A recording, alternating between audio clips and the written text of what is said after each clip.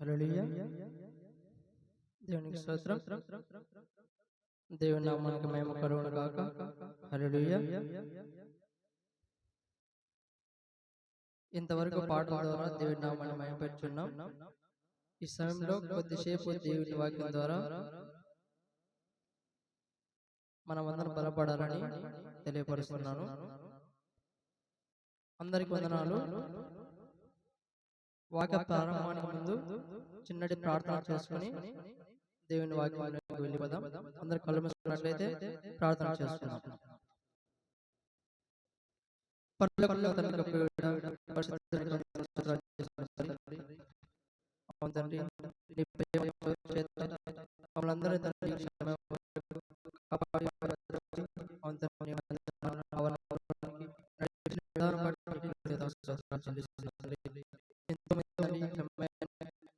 నిర్లక్ష్యం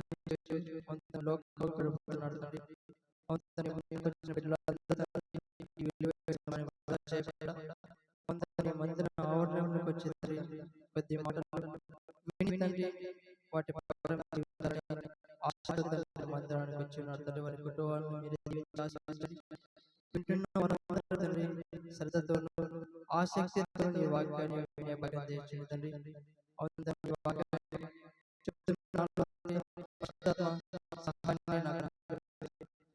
చక్కగా మీరందరికీ అర్థమయ్యే విధంగా నాతో మీరే ఉండి మాట్లాడమని వేడుకుంటున్నానండి.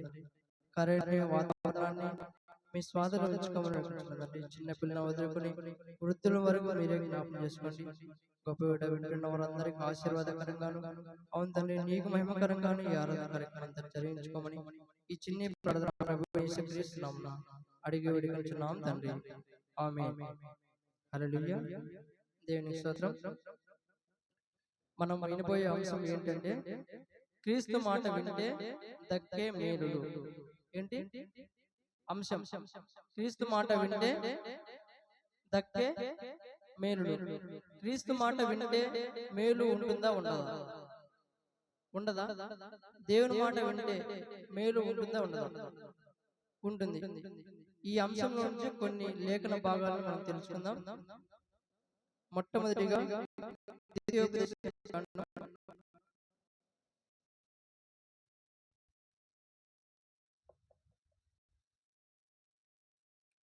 28వ అధ్యాయము 1వ వచనం చదివి ప్రారంభించుకుందాం.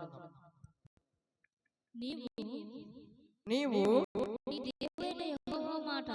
నీ దేవుడైన యెహోవా మాట శ్రద్ధగా విని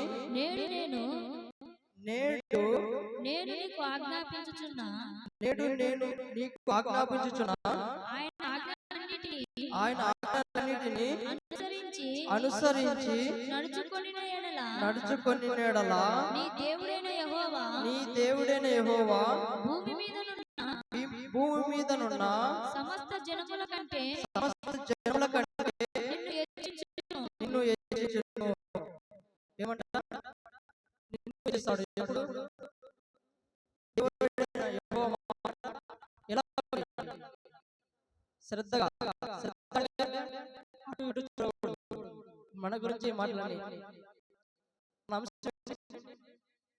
క్రీస్తు మాట వింటే కలిగే మేలు.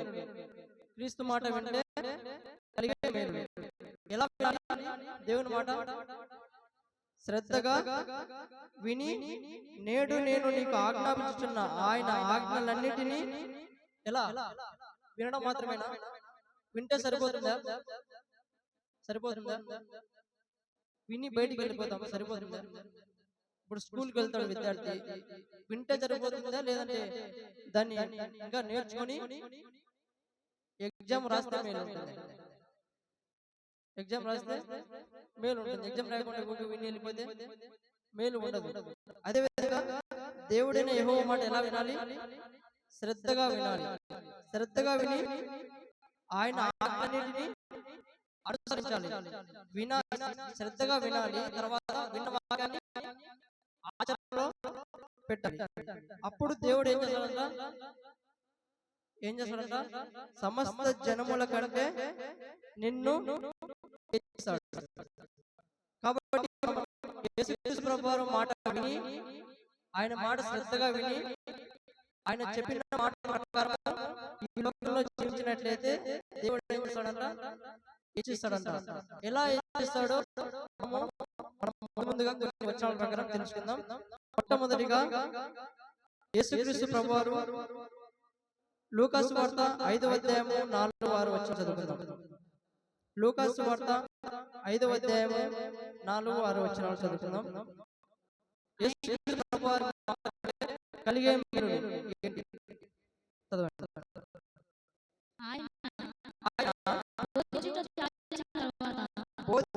చాలించిన తర్వాత నీవు దోణిను లోతునకు నడిపించి చేపల పట్టుటకు మీ వలలు వేయుడని సీమోనుతో చెప్పగా సీమోను ఏలినవాడా రాత్రి అంతయు మేము ప్రయాసపడితిమి గాని నాకేమీ దొరకలేదు. అయినను నీ మాట చొప్పున వలలు వేతునని ఆయనతో చెప్పాను. చాలు. ఇక్కడ పేతురు తన స్నేహితులతో కలిసి రాత్రంతయు కష్టపడి చేపల వల వేశాడు. ఒక చేపన పడిందా? ఎప్పుడు రాత్రంతా కష్టపడుతున్నారు చేపలు, ఒక చేప కూడా పడలేదు. నిరాశతో ఉన్నాడు. బాధపడుతున్న సందర్భంలో యేసు వారు దోణిలో కూడా యేసు ప్రభు ఏం చేస్తున్నాడు? తన మాటలు బోధిస్తున్నాడు. ఇక్కడ ఏముందంటే సీమోను ఏలినవాడ మేము ప్రయాసపడితిమి కానీ మాకేమీ దొరకలేదు. ఒక చేప కూడా పడిందా? అంతే, ఒక చేప కూడా పడలేదు. ఆ సమయంలో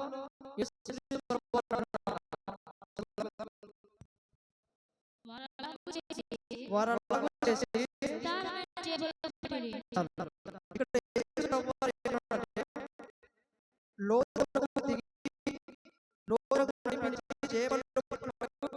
మీ వలలు వేయుడని సీమోనుతో చెప్పగా యేసుక్రీస్తు ప్రభువారు ఏమంటున్నాడు? మీకు చేపలు పడలేదు కదా, వెళ్ళిపోదాం అనలే. యేసుక్రీస్తు ప్రభువారు ఏమన్నాడు? ఇంకా కొంచెం లోతుగా వెళ్ళి చేపల వల వేయండి అంటున్నాడు. అప్పుడు సీమోను పేతురు ఏమంటున్నాడు? ప్రభువా, రాత్రంతా కష్టపడినాము, ఇంకా మేము మా చేత కాదు, ఇంకా నువ్వు చెప్తే మేము చేయాలా, ఇంటికి వెళ్దాము అన్నాడా? అనలేదు. యేసుక్రీస్తు ప్రభువారు మాట విన్నాడా వినలేదా? పేతురు విన్నాడా వినలేదా? విన్నాడు. రాత్రంతా కష్టపడ్డారు కదా, చేపలు పడలేదు కదా. యేసుక్రీస్తు ప్రభువారు మాట ఎందుకు విన్నాడు? నమ్మకంతో, విశ్వాసంతో. ఆ సమయంలో ఒక అద్భుతం జరిగింది. చదువుకుందాం. 6వ వచనం. వారలాగు చేసి విస్తారమైన చేపలు పట్టి అందుచేత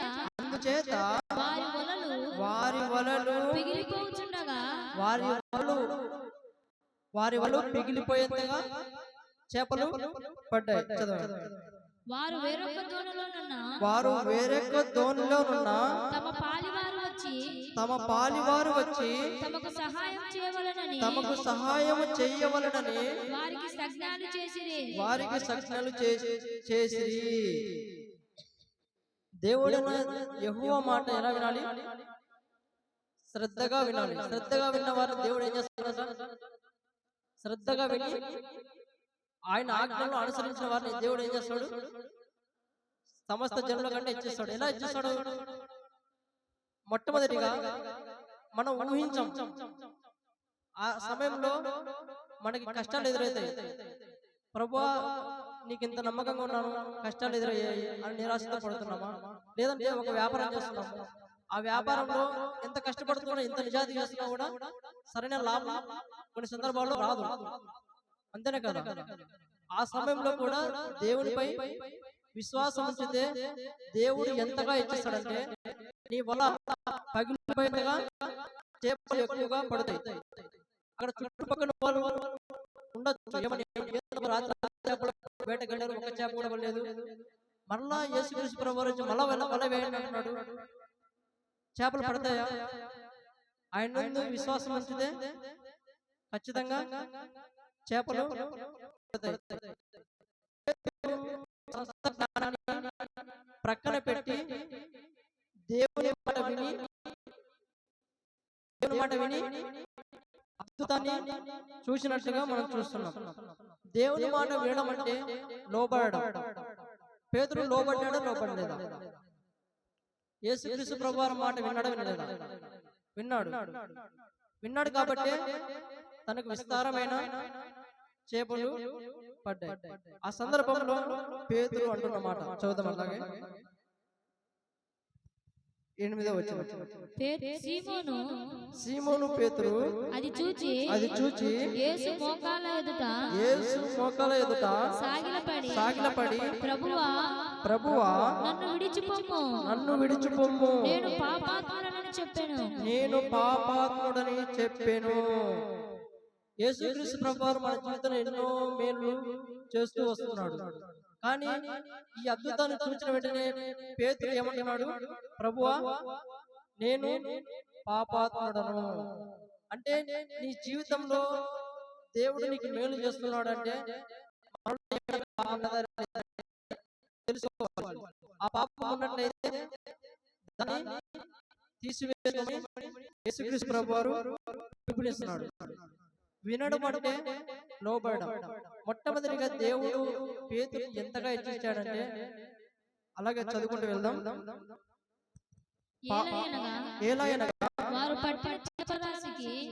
వారు పట్టిన చేపల రాశికి అతడును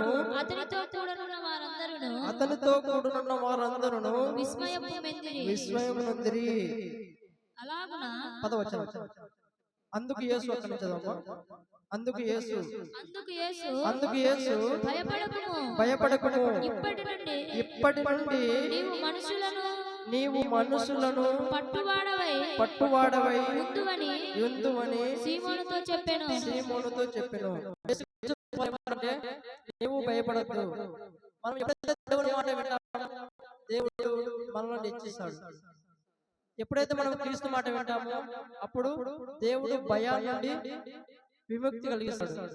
ఎప్పుడైతే దేవుని మాట వింటామో పేతురు మాదిరిగా ఒక మనుషులను పట్టించారుగా చేస్తాడు. అంటే సువార్త ప్రకటించే మనల్ని మారుస్తాడు. మన జీవితంలో పేతురు లాంటి సమస్యలు ఎప్పటికైతే నిరాశతో ఉన్నావో దేవుని మాట వింటే దేవుడు విస్తారంగా నిన్ను దీవించడానికి ఆశీర్వదించడానికి సమర్థుడై ఉన్నాడు. కాబట్టి రెండో సందర్భం చూద్దాం. మొట్టమొదటిది సీమోను పేతురును దేవుడు ఆశీర్వదించాడు. రెండోది యోహాను సువార్త 2వ అధ్యాయం 1-11 చూసినట్లయితే క్రీస్తు మాట వింటే కలిగే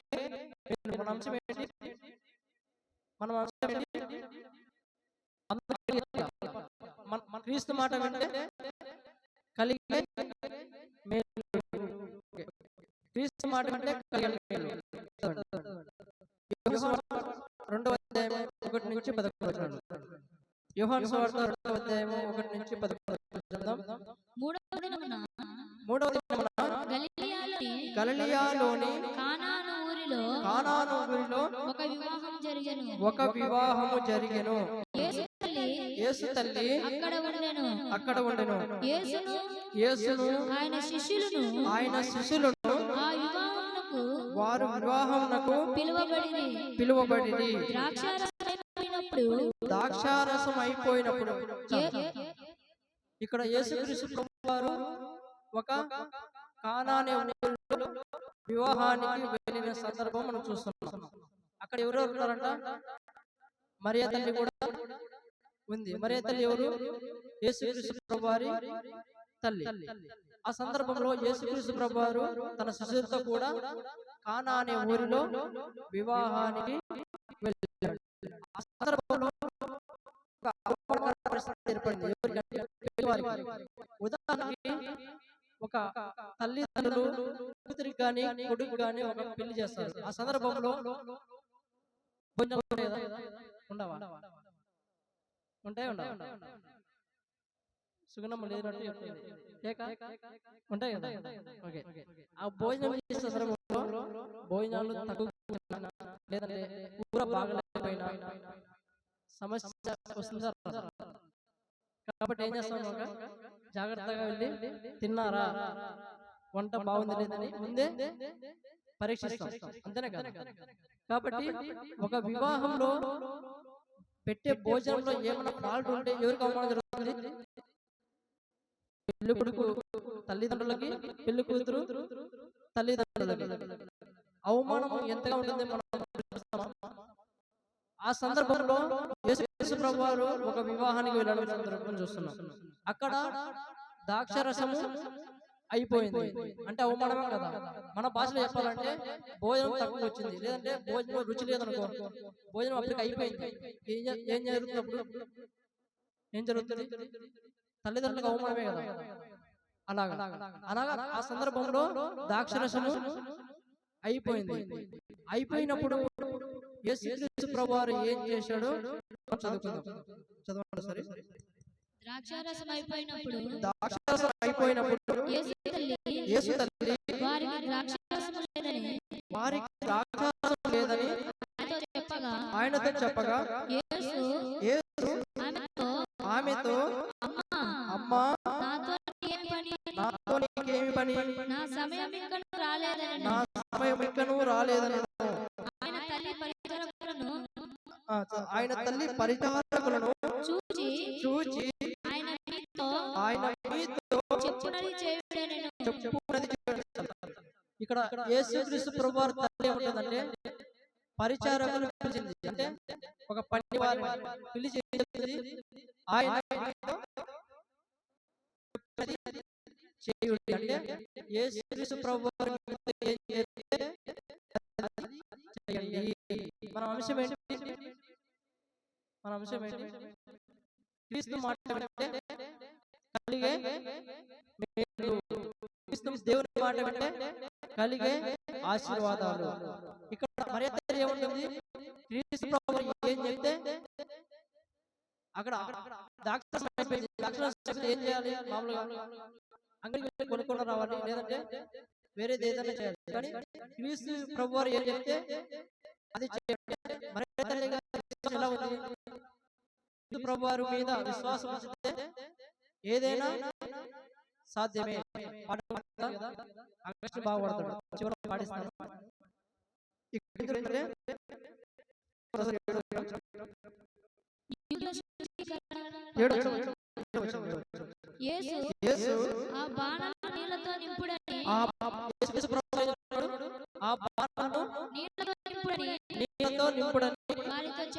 వారితో చెప్పగా వాటిని అంచుల మట్టుకు నింపిరి. నింపారు.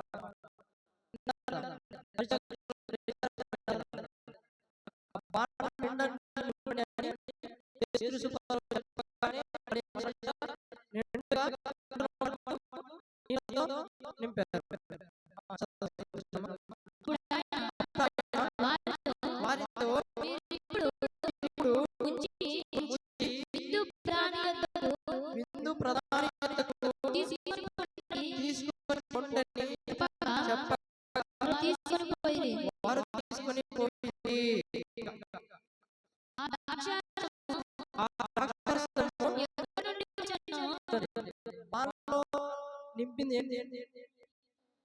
నీళ్ళైనా కదా. యేసుక్రీస్తు ప్రభువు ఏం చెప్పాడు? వాళ్ళలో నీళ్లను నింపండి అన్నాడు. కానీ ఇక్కడ ఏం తీసుకుని వెళ్తున్నారు?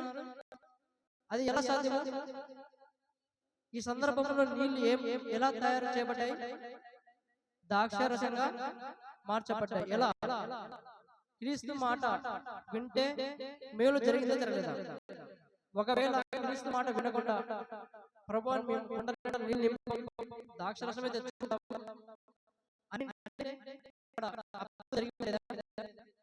జరిగి ఉండేది కాదు.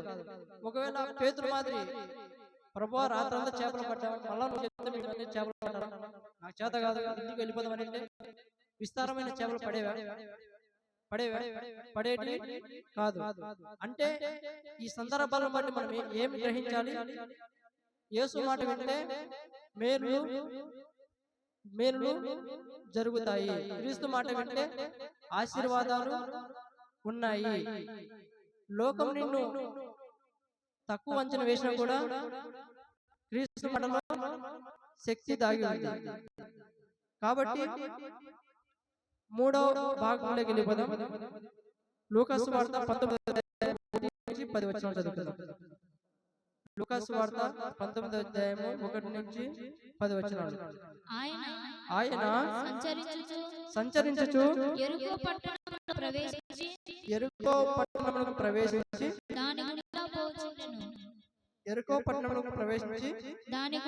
దాని గుండా పోచుండెను.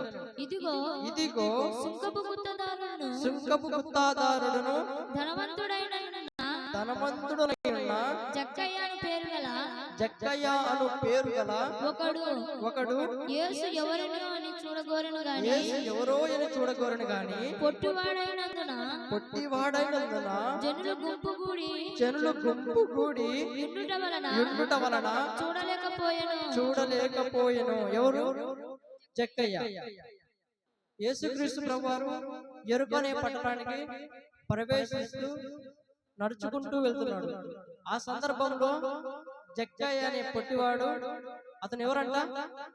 సుంకపు గుత్తదారుడు, ఒక ధనవంతుడు. యేసుక్రీస్తు ప్రభువారు ఎవరో అని చూడాలని ఆశతో ఉన్నాడు. ఆ సందర్భంలో జక్కయ్య ఏం చేస్తాడో మనం చూద్దాం. అప్పుడు యేసు ఆ త్రోవను రానేయుండెను గనుక అతడు ముందుగా పరిగెత్తి ఆయనను చూచుటకు ఏం చెట్టెక్కాడు? యేసుక్రీస్తు ప్రభువును చూడాలని ఒక మేడు చెట్టును ఎక్కాడు. యేసు ఆ చోటికి వచ్చినప్పుడు కనులెత్తి చూచి జక్కయ్య త్వరగా దిగుము, నేడు నేను నీ ఇంట ఉండవలసి ఉన్నదని అతనితో చెప్పగా అతడు త్వరగా దిగి సంతోషంతో ఆయనను చేర్చుకొనెను. ఇక్కడ జక్కయ్య అనే వ్యక్తి క్రీస్తు మాట విని పొందుకున్న మేలు గురించి మనం తెలుసుకుంటున్నాం. జక్కయ్య యేసుక్రీస్తు వారు ఎవరు అని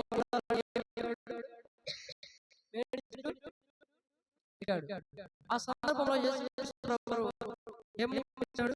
జక్కయ్య త్వరగా దిగుము. ఆ మాట సెలవేయగానే జక్కయ్య ఏం చేశాడు? సంతోషంతో క్రీస్తు మాట విన్నాడు.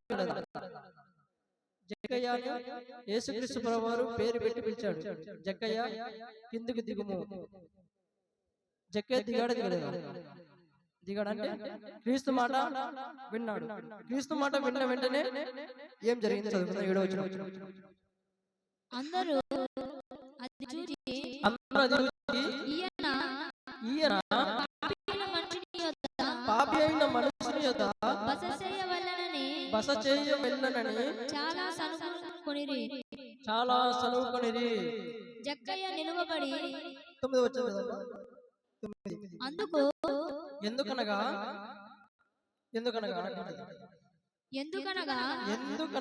నేడు ఈ ఇంటికి రక్షణ వచ్చినది. నశించిన జాతికి జక్కయ్య క్రీస్తు మాట విన్న జక్కయ్యకి ఏమొచ్చిందంట? రక్షణ. క్రీస్తు మాట విని చెట్టు దిగి ఆయనను ఇంటిలోకి చేర్చుకున్న వెంటనే జక్కయ్యకి ఏమొచ్చింది? క్రీస్తు మాట విన్నందుకు గాను ఏమొచ్చింది? రక్షణ. అంటే క్రీస్తు మాట వింటే రక్షణ ఉంటుందా? ఉండదా? ఉంటుంది. పేతురు క్రీస్తు మాట విని విస్తారమైన చేపలు. అదే విధంగా క్రీస్తు మాట విని పరిచారకులు పాలలో నీళ్లు పోయగానే నీళ్ళు ఏమయ్యాయి? ద్రాక్షరసంగా మార్చబడ్డాయి. అదే విధంగా జక్కయ్య క్రీస్తు మాట విని చెట్టు నుండి కిందికి దిగి ఆయన ఇంటిలోకి చేర్చుకొని ఏమైంది? జక్కయ్యకి రక్షణ కలిగింది. రక్షణ ఉంటుందా? క్రీస్తు మాట విన్నాడా లేదా?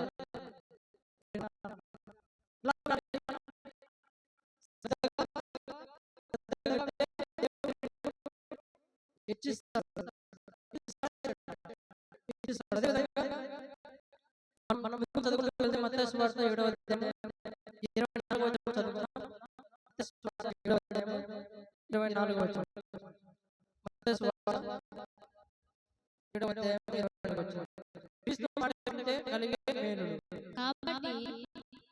కాబట్టి ఈ నామాన్ని వాటి చొప్పున చేయు ప్రతివాడును ప్రతివాడును బండ మీద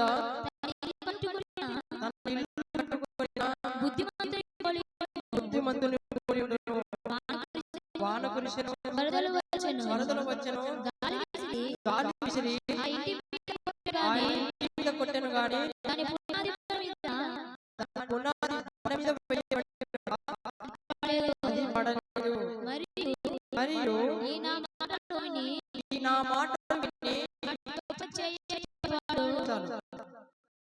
యేసు ప్రభువారు కొండ మీద చేసిన ప్రసంగంలో ఆయన మాట్లాడుతున్నాడు. కాబట్టి ఈ నా మాటలు విని ఏం చేయాలంట? అందరూ చెప్తారు. ఈ నా మాటలు విని క్రీస్తు మాట విని ఏం చేయాలి?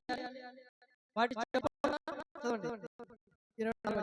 కాబట్టి ఈ నా మాటలు విని వాటి చొప్పున చేయు ప్రతివాడును బండ మీద తన ఇల్లు కట్టుకొనిన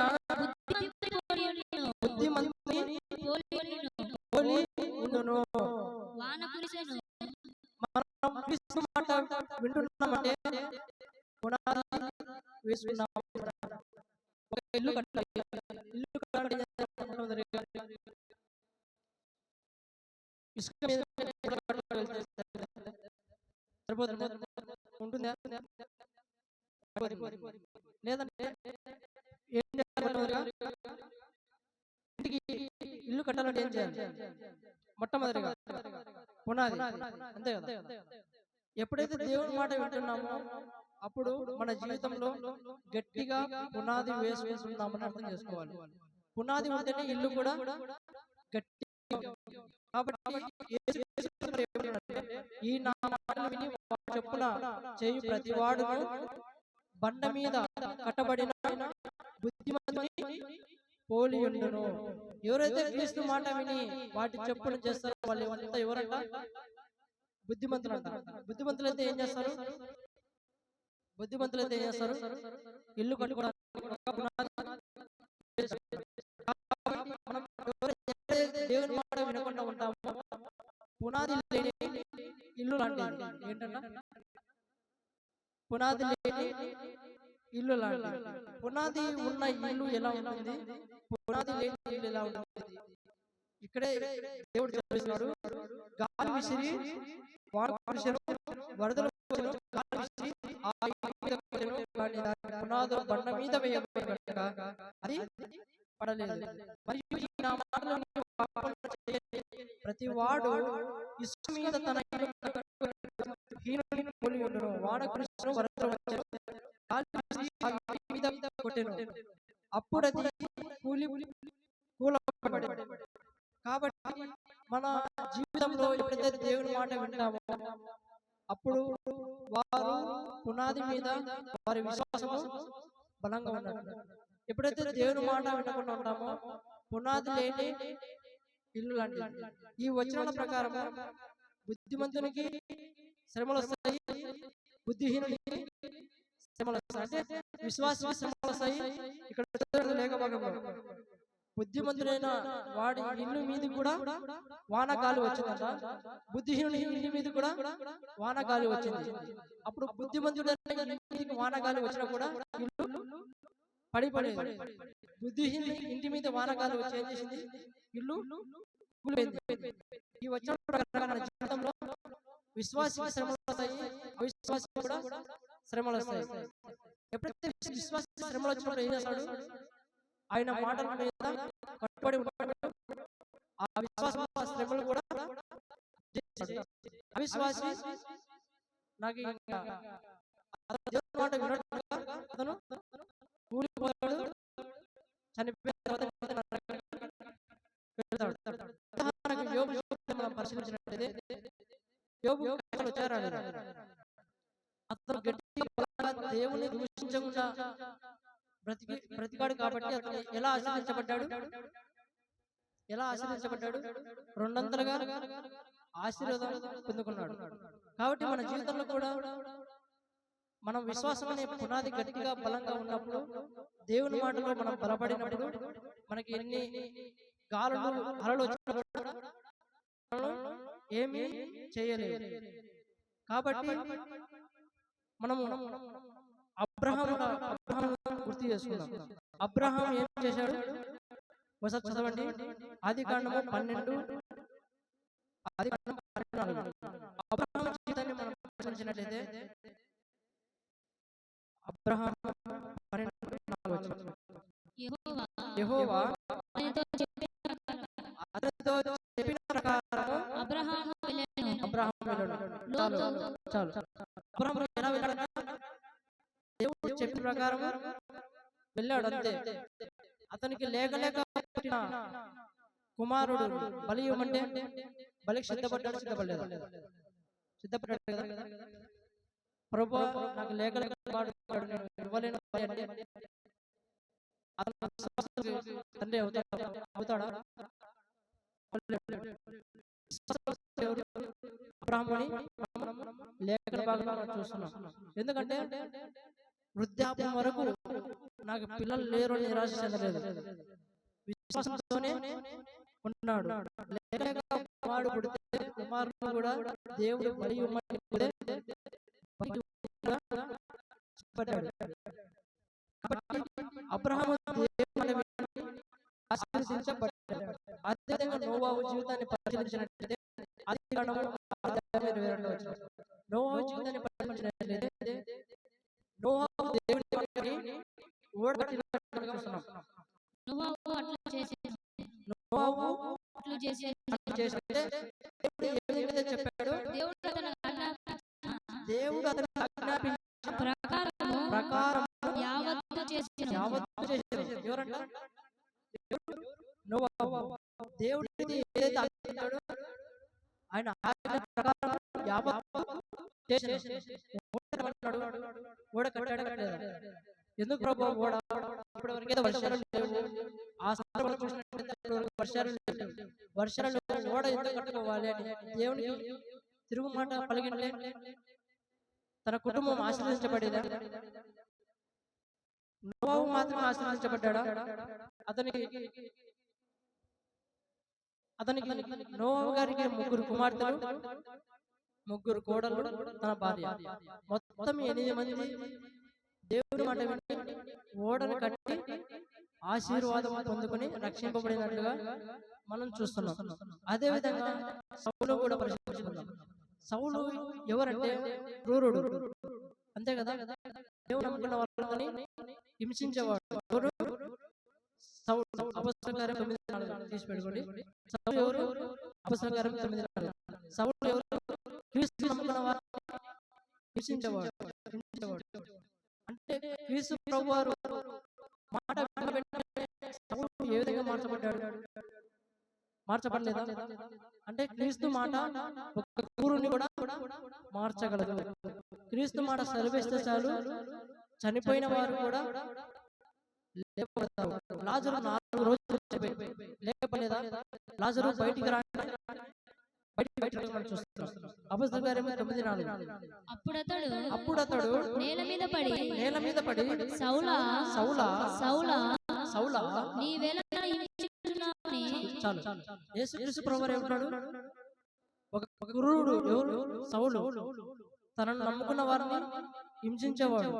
క్రైస్తవులు అంటేనే పడదు ఎవరికి? సౌలుకి. అలాంటి వ్యక్తితో క్రీస్తు ప్రభువారు మాట ఏమని మాట్లాడుతున్నారంటే, సౌలా నన్నెందుకు హింసించుచున్నావు?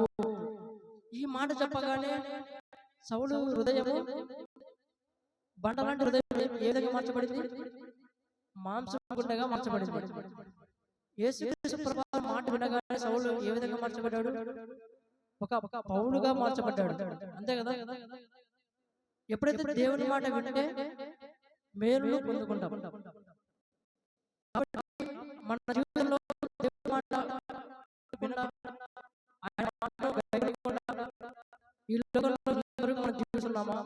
మనం పరీక్షించుకోవాలి. మందిరానికి ఏ విధంగా వస్తున్నాం? మనం మార్పు చెందకుండా ఏదో వాక్యం చెప్తున్నారు, ఏదో రాస్తున్నాము అనే ఉద్దేశంతో దేవుని మందిరానికి వస్తున్నావా? లేదంటే దేవుని మందిరానికి వస్తున్నాము, చక్కగా ఏదో వాక్యం వింటున్నాము, బయటికి వెళ్ళిన తర్వాత ఆ వాక్యాన్ని మర్చిపోయి దాని ప్రకారంగా జీవించకుండా ఉన్నామా? లేదా దేవుని మందిరానికి శ్రద్ధగా దేవుని వాక్యాన్ని విని దాని ప్రకారం అనుసరించి మన జీవితంలో ఏదైనా తప్పిదం ఉన్నాయడలా వాటిని సరిచేసుకోవడానికి దేవుని మందిరానికి వస్తున్నామా? దేవుని వాక్యాన్ని ఎందుకు వినాలి? దేవుని మాట ఎందుకు వినాలి అంటే మన జీవితంలో ఏమైనా తప్పులు ఉన్నాయా లేదా అని పరీక్షించుకోవడానికే దేవుని ఎద్దకు రావాలి, దేవుని మాట వినాలి. అదేవిధంగా యోహాను సువార్త 5:24 మనం చూసినట్లయితే యేసుక్రీస్తు ప్రభువు స్వయంగా ఆయన పలుకుతున్న మాటలు యోహాను సువార్త 5:24 నా మాట విని నన్ను పంపిన వాని యందు విశ్వాసముంచువాడు నిత్య జీవము గలవాడు. వాడు తీర్పులోనికి రాక మరణంలో నుండి జీవములోనికి దాటి ఉన్నాడు. చాలు.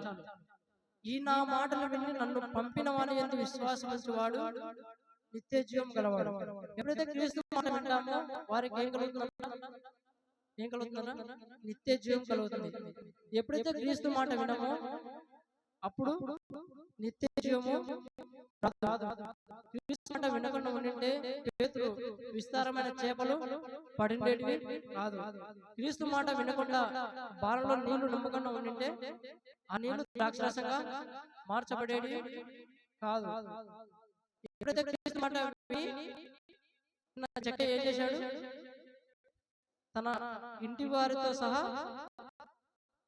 రక్షించబడినట్టుగా మనం చూస్తాం. మన జీవితంలో కూడా క్రీస్తు మాట విని రక్షింపబడమని దేవుడు కోరుతున్నాడు. లూకాసు 17:11 క్రీస్తు మాట వింటే కలిగే మేలు అంశం ఏంటి? క్రీస్తు మాట వింటే కలిగే మేలు. లూకాసు 17:11 ఆయన యెరూషలేమునకు ప్రయాణమైపోవచ్చు సమరయ గలిలయ మధ్యగల వెళ్ళుచుండగా ఆయన గ్రామంలోనికి వెళ్ళుచుండగా 10 మంది కుష్ఠరోగులు ఆయన ఎదురుగా వచ్చి దూరమున నిలిచి యేసు ప్రభువా మమ్ము కరుణించుమని కేకలు వేసిరి. ఆయన వారిని చూచి మీరు వెళ్ళి మిమ్మును యాజకులకు కనపరచుకొనుడని వారితో చెప్పెను. చాలు. 10 మంది కుష్ఠరోగులు యేసుక్రీస్తు ప్రభువు వారి దగ్గరికి వెళ్ళి ఏం చెప్తున్నారు? ప్రభువా మమ్మలను కరుణించుము అంటే మా రోగాలను స్వస్థపరచమని 10 మంది యేసుక్రీస్తు ప్రభువు చేశారు. అప్పుడు యేసుక్రీస్తు ప్రభువు ఏమన్నాడు? మీరు వెళ్ళి వారి దగ్గర వెళ్ళి కనపరచుకోండి అని 10 మంది అప్పుడు వారు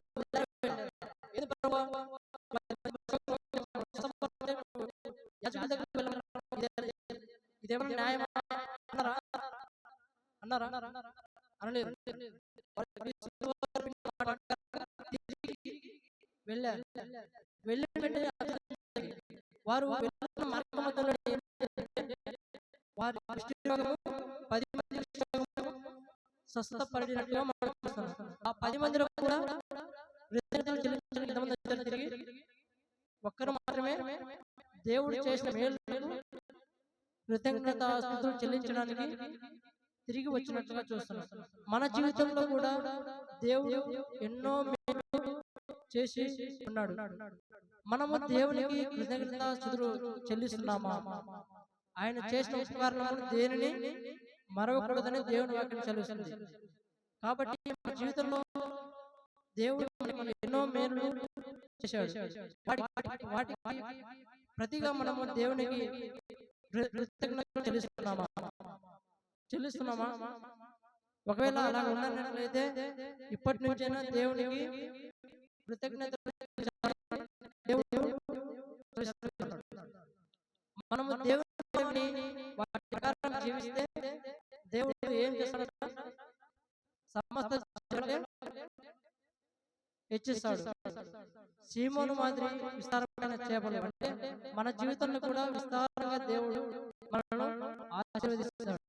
జక్కయ్య మాదిరి ఆయన మాట వినగానే రక్షణ. మనకు ఒకవేళ రక్షణ లేనట్లయితే క్రీస్తు మాట విని ఆయన మాట ద్వారా రక్షణ పొందుతాం. అదేవిధంగా కానా పెళ్లిలో జరిగిన అద్భుతం, క్రీస్తు మాట వినగానే నీళ్లు ద్రాక్షరసంగా మార్చబడ్డాయి. కేవలం ఒక్క మాట క్రీస్తు మాట వినాలంతే వాళ్ళు. క్రీస్తు మాట వినగానే అద్భుతాలు జరిగాయి. అదేవిధంగా 10 మంది కుష్ఠరోగులు కూడా క్రీస్తు మాట విని వారు స్వస్థత పొందినట్టుగా మనం చూస్తున్నాం. యాకోబు 1:22 మనం చూసినట్లయితే దేవుడు క్రైస్తవులందరికీ హెచ్చరిస్తున్న మాట. చివరిగా ఈ మాట యాకోబు 1:22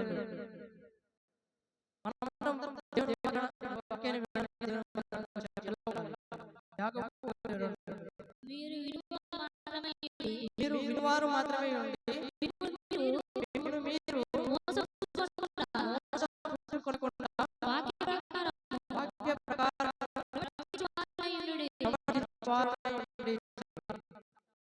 దేవుడు మీరు వినువారు మాత్రమే ఉండి మీరు దేవుని వాక్యాన్ని జాగ్రత్తగా వింటేనే మనకి గ్రహింపు కలుగుతుంది.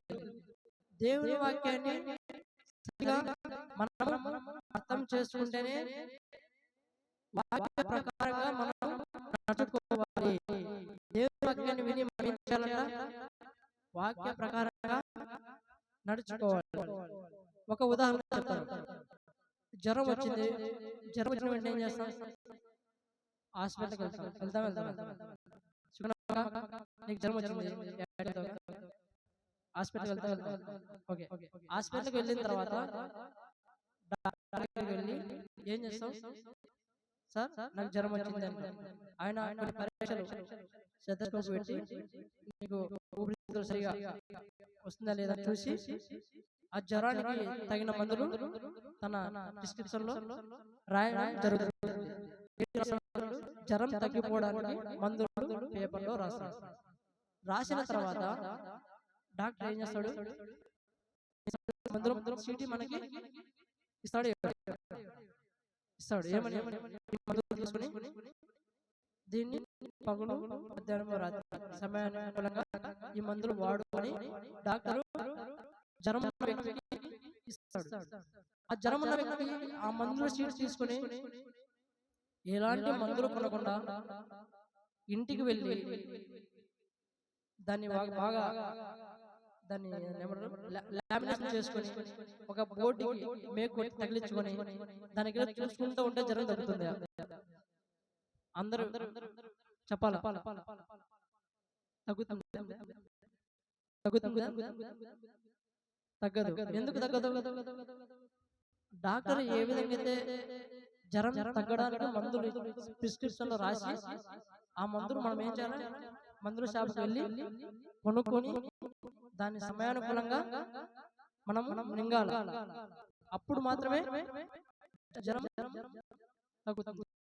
అదే దేవుని మందిరానికి వస్తున్నాము, పరమవైద్యుడు ఎవరు? పరమవైద్యుడు యేసుక్రీస్తు ప్రభు. ఆయన మాట వింటున్నాము. బైబిల్ గ్రంథం, ఈ గ్రంథంలో ఏమున్నాయి? ఆయన మాటలు ఉన్నాయి. లేదా? ఇందులో ఏమున్నాయి? దేవుని మాటలు ఉన్నాయి. ఈ లోకంలో మానవుడు ఎందుకు పుట్టాడు? పుట్టిన మానవుడు ఈ లోకంలో ఎలా బ్రతకాలి? ఆయన ఈ లోకంలో బ్రతికిన తర్వాత ఏ మనుషుడైనా చనిపోతాడు. చనిపోయిన మానవుడు ఎక్కడికి వెళ్తాడు అనే విషయాలన్నీ ఎందులో ఉన్నాయి? ఇందులో పరిశుద్ధ గ్రంథంలో ఉన్నాయి. మనం దేవుని మందిరానికి వస్తున్నాము. దేవుని మందిరానికి ఎందుకు వస్తున్నామంటే మనలో ఉన్న పాపం అనే రోగంతో బాధపడుతున్నాం. సమస్త జనులారా నా దగ్గరకు రండి, నేను మీకు విశ్రాంతిని కలుగజేస్తున్నాను. చివరగా ఈ మాట చెప్పి ముగిస్తాను. దేవుని మందిరానికి వస్తున్నాము, దేవుని మాట వింటున్నాము. మనం బైబిల్ గ్రంథం పట్టుకొని దేవుని మందిరానికి వచ్చి ఇంటికి వెళుతున్నాము. దేవుని బైబిల్ గ్రంథాన్ని చూసుకుంటూ ఉంటే మనలో ఉన్న పాపం అనే వ్యాధి పోతుందా?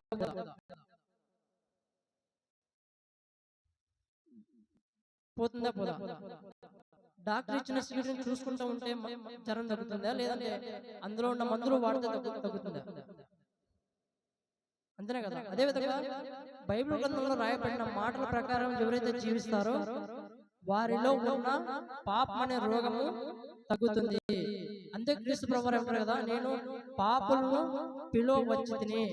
యేసుక్రీస్తు ప్రభువు ఈ లోకానికి వచ్చాడు, పాపులను రక్షించుటకు క్రీస్తు యేసు లోకమునకు వచ్చాడు. అంత గట్టిగా చెప్పండి, పాపులను రక్షించుటకు. అంత గట్టిగా చెప్పాలి, పాపులను రక్షించుటకు క్రీస్తు యేసు లోకమునకు వచ్చెను. కాబట్టి దేవుని బైబిల్ గ్రంథంలో మాటల ప్రకారము మనం బైబిల్ పట్టుకున్నంత మాత్రాన మనలో ఉన్న రోగం తగ్గిపోదు, మనం మేలు పొందుకోలేము. దీని ప్రకారం ఎవరైతే